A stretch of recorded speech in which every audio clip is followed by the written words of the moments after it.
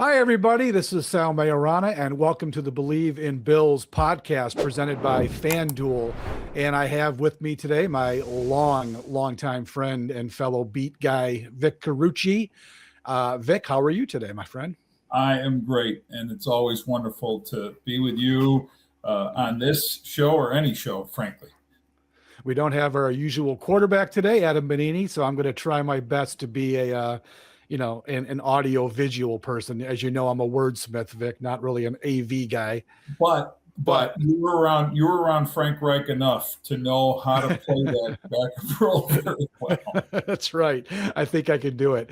All right. So, Vic, well, first of all, let's look back to what we saw Sunday, because my God, that was, I say it's unbelievable, but having watched this Bills team all season, I guess we really can't say it's unbelievable anymore. The comeback against the Ravens, the 9 lead change game against Tampa Bay, and then down 10 points to the Bengals, and then 21-0 in the second quarter to the Patriots. I got to say, Vic, I mean, you know me in the press box. I walked by my buddy Catalana and I said, you know what? I think we know who they are. And then, 2 hours later, I look like an idiot. They've got a lot of balls. This team has got huge balls and a lot of heart. It's pretty impressive. No, everything you say is true about them, and I've fallen into the same place of, isn't this just amazing? Isn't this just incredible? Well, when it happens multiple times, it was one thing to say it after the Baltimore game, especially the opener and all the emotion that was pouring out after that game. And you felt a similar sense, not the exact sense, but after that Cincinnati game, especially because of the speed with which they produced those 21 points in the fourth quarter. But yeah, this was different, against the Patriots in the sense that they dug themselves such a deep hole. And yes, those were other holes that were reasonably deep, but the ability of them to come back, and that was in the back of my mind. I said, I don't know that I'm talking to the Patriots just in my brain. I don't know that you've knocked these guys out yet. As long as they're standing and functioning in a way that shows me that they're still mentally engaged in this, that there isn't a sense of whatever it was in the first half carrying over, because they came out and the kick return by Ray Davis obviously kick started it. But Sal, I've landed in a place where this is how they're wired, that they are the definition of a team that will perform its best in the second half, that needs to feel that pressure. I know it sounds like some psychobabble going into the weeds here on the mindset of these players or the coaching staff, because none of us really knows that. We go by what we see, but we've seen enough of this to say that is what they are. Absolutely. And what was impressive, Vic, is they're on the road. The other 3 games that we would classify as instant classics were all at home. And the Bills are clearly a great home team. We've known this for a few years. To go into that place. Now, again, this is not the Brady Belichick Patriots, right, but still, that's a good Patriots team. That's a good home field advantage there. They've always played well in their stadium. For the Bills to go in there and do that, that's what really impressed me. And we know, Vic, look, they got closer in the division. They're a game back with 3 to go. I still don't have a lot of faith, especially after watching Miami absolutely shit the bed last night. There's no way they're going to go into New England and win that game.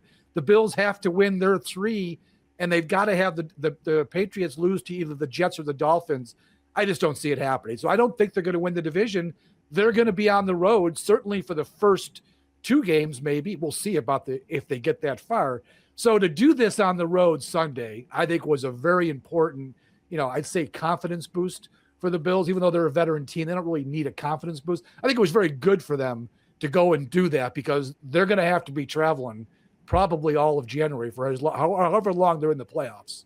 I totally agree with that. And the big difference between being on the show with you hosting versus Adam is Adam wouldn't say shit the bed, even though it's a great term. Even though that's the proper term. It's a totally proper term. That's what the Dolphins did.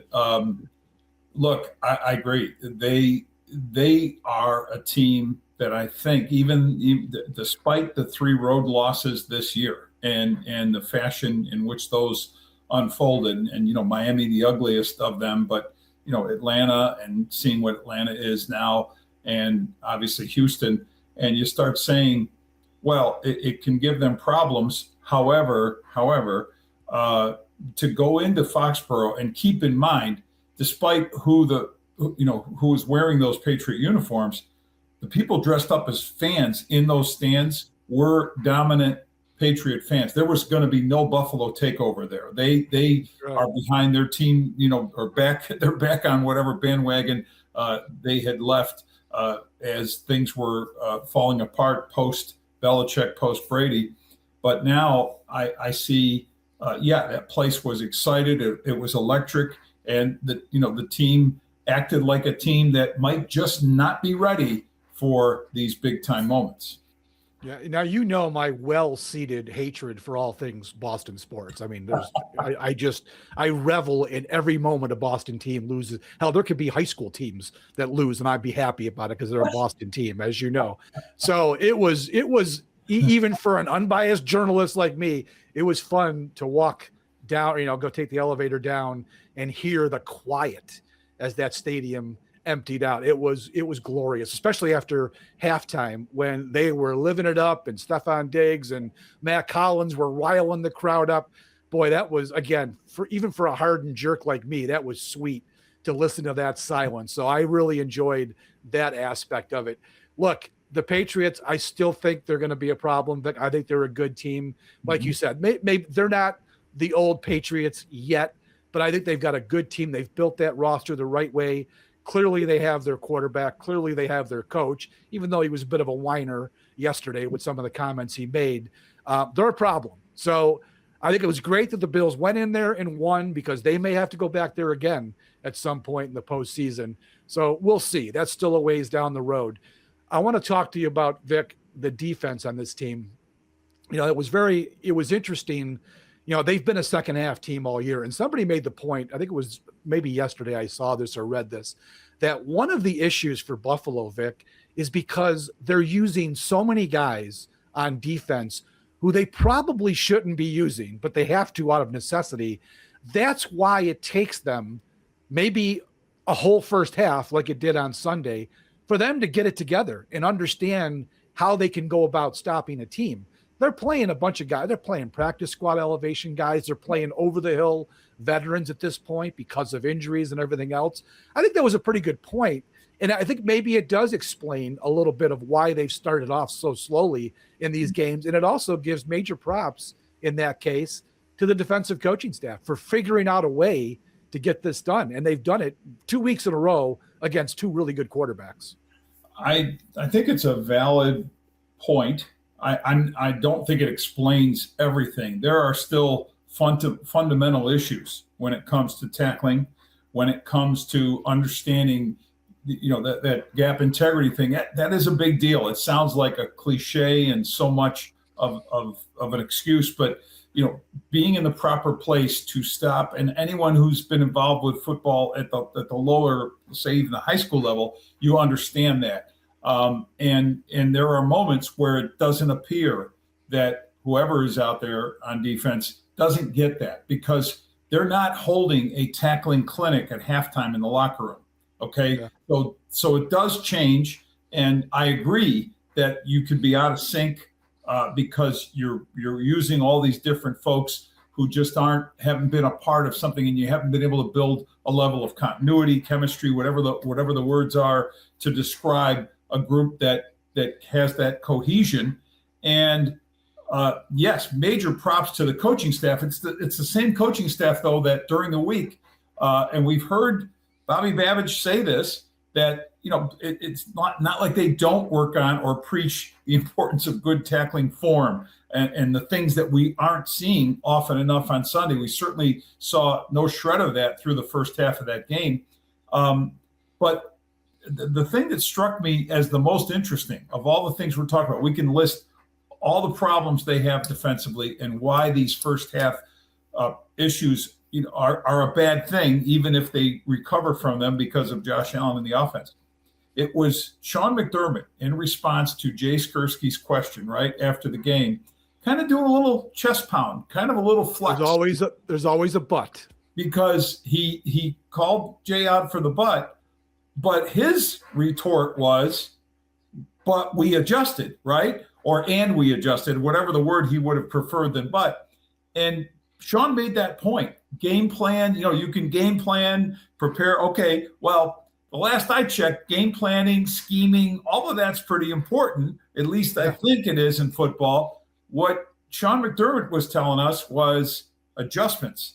And yes, it's one of the favorite criticisms of look at any team, not just the Bills, but what do you hear from the Monday morning quarterbacks? They didn't adjust, or they did adjust, but mostly it's used in the context of what they failed to do. Well, Sean is making it very clear that the adjustments worked, and he also made a big point of mentioning that Bobby Babich called those two blitzes, right, by Matt Milano that resulted in sacks. Yeah. It's funny. You go back to Marv Levy. Remember what Marv used to say about halftime adjustments? He said they didn't exist. Yes. Remember, he used to say that. You and I grew up in that kind of teaching, if you will. I mean, from football, we've got a lot of mentors in this game between the two of us. But Marv was definitely one that you learn things. And I bought into that. I bought into it that it was the most but why did he say it was overhyped? Because it was used against him in criticism or his coaching staff. Right. So speaking of our veteran in this business, we got about 100 years combined of NFL seasons behind us. So I'm not going to say I've never seen anything quite like this, but their injury situation this year, Vic, has bordered on absurd. And now the kicker gets hurt. The second kicker of the season that is hurt now. There's no bounds to their injury problems on this team. At some point, it's got to bite them in the ass. Wouldn't you think? I mean, it hasn't yet. They're 10-4, but I just cannot believe. And I've never seen, I probably am safe in saying this, Vic, I've never seen more guys get hurt in practice than this team has had this year. What is going on with that? I think the last point you made is the best, that it's the practice injuries that are the most confounding. The ones that show up on the Thursday injury report, sometimes Wednesday, but it's this one popped up. And when you hear that popped up term, what does that mean? Like, again, toe injury for Christian Benford, the most recent example that comes up during a practice. So, is it just bad luck? I don't know.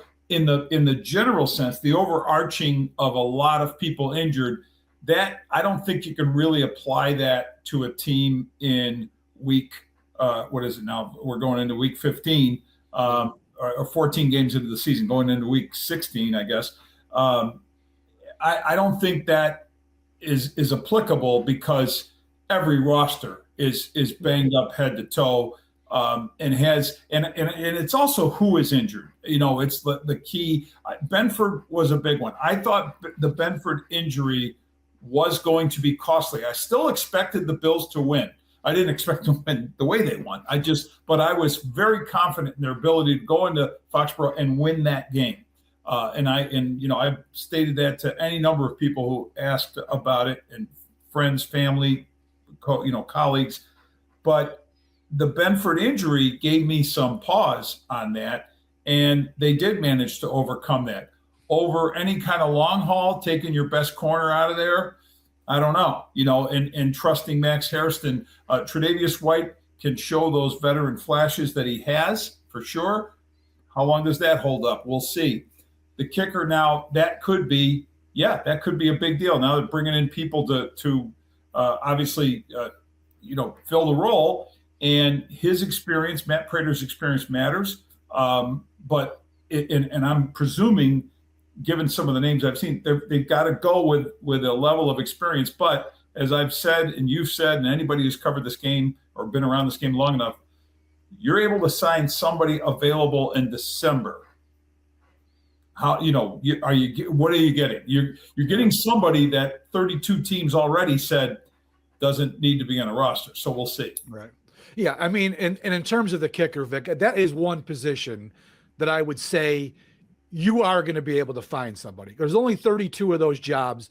Right. There's a number of good kickers that don't have a job because some of these teams have superstar kickers. They don't need a kicker. They've had kickers for years. So I think they will find someone reputable who will probably be able to handle the duties. I'm not too worried about that. I just brought it up as it's crazy. I mean, they've had on their defense, the starting group in Baltimore, only 2 players have not missed a game this year, Russo and Cole Bishop. And then when you dig deeper into the depth, some of the key rotational guys have all missed games too.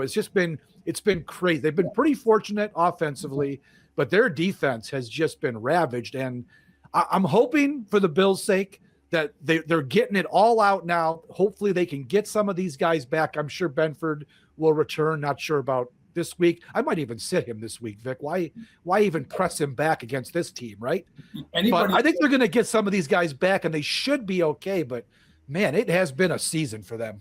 It's been a season. I'm still not sure. I wouldn't trivialize the kicker thing, only because, again, whoever it is, I'm kicking, and it's remember the timing of all this. You're getting into these last stretch now. As I see their final games, I'm like you, mentally in a place where they're going to be a wild card team and going to have that road path to the Super Bowl if they can negotiate it, and it's likely to be 3 games. It certainly would be 2, and if the third game happens to be in Buffalo for the AFC Championship, wonderful. But the kicker, given the nature of so much of these, the way these games, what they come down to, even when you've got Josh Allen and this ability to produce like they have, especially in the second half, a lot of points. Those points aren't just field goals; those are touchdowns. You got to get this right, and a lot is leaning on that person. And the more experience, yes, the better. But we'll see. Prater was a find, frankly, right? I mean, you let's just take your mind back to before the season, and knowing what he ended up producing for them with that kick against the Ravens. Were you sure? Were you positive that he was going to deliver? We made a big deal about that because it was a big deal. So yeah, you're right. I mean, I'm hoping it's a quad injury. That could be tricky. I think the Bills are going to be hoping that if he can't play the last 3 games, get him ready for the postseason.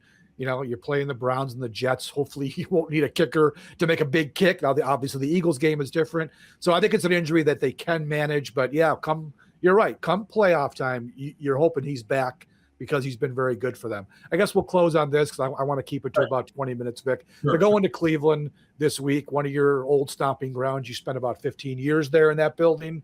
Yeah. Man, what a shit show, using that word again. It's amazing. We laughed about the Bills for 17 years in their playoff drought, and now the Sabres going through it.